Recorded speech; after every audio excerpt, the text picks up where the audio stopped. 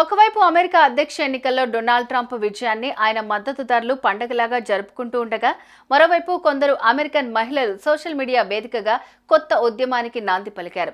2 రోజులుగా కొందరు యువతులు, మహిళలు 4B ఉద్యమం ప్రారంభించారు. ఫేస్బుక్, ఇన్స్టాగ్రామ్, ఎక్స్లో దీనికి సంబంధించి పెద్ద ఎత్తున పోస్టులు చేస్తున్నారు. డొనాల్డ్ ట్రంప్ గెలుపుతో మహిళల హక్కులకు భంగం వాటిల్లుతుందని వీరు భావిస్తున్నారు.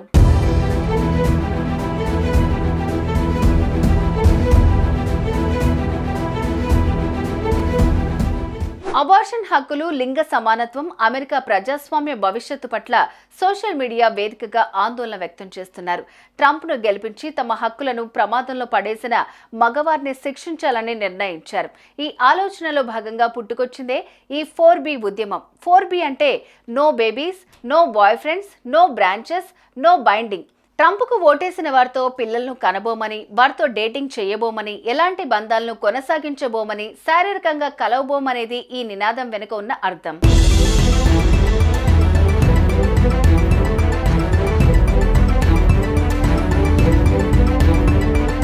ట్రంప్కు ఓటేసిన పురుషులకు ఇది తాము విధించే శిక్ష అని, ట్రంప్ అధ్యక్షుడిగా కొనసాగనున్న 4 ఏళ్లు తాము ఈ ప్రతిజ్ఞకు కట్టుబడి ఉంటామని చెప్తూ సోషల్ మీడియాలో పోస్టులు చేస్తున్నారు. ఈ 4 ఏళ్లు తాము ఎలాంటి రిలేషన్షిప్లో ఉండబోమని చెప్తూ ఫోన్లలో డేటింగ్ యాప్లను డిలీట్ చేస్తున్నారు. ట్రంప్ అధ్యక్ష కాలంలో తాను సింగిల్గా ఉంటానని ప్రతిజ్ఞ చేస్తున్న ఓ యువతి వీడియో వైరల్గా మారింది. దీంతో అమెరికాలో వింత పరిస్థితులు నెలకొన్నాయి. మరి ట్రంప్ గెలుపును ఇంత అవమానిస్తున్న వారిపై ఎలాంటి చర్యలు ఉంటాయోనని నెటిజన్లు సైతం ఆసక్తి కనబరుస్తున్నారు. ఎవరు ఎలాంటి నినాదాలు చేసినా, ఉద్యమాలు, నిరసనలు చేసినా ట్రంప్ అనుకున్నది చేసి తీరుతారని మరికొంతమంది తమ అభిప్రాయాలను వ్యక్తం చేస్తున్నారు. అమెరికాలో నడుస్తున్న ఈ 4B ఉద్యమం ఎటు దారి తీస్తుందో చూడాల్సి ఉంది.